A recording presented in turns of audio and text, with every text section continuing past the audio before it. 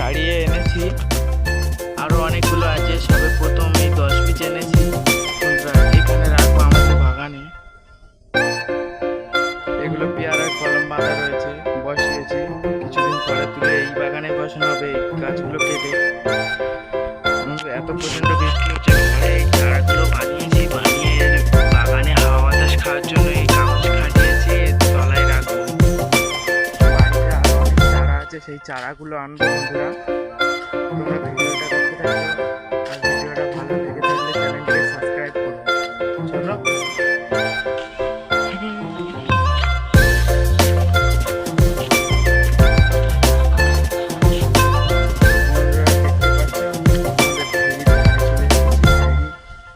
আর ভেড়িগুলো আর হাতখানেক করে জল হলে পুরো ঘুরে ছাপিয়ে মাঠে চলে যাবে।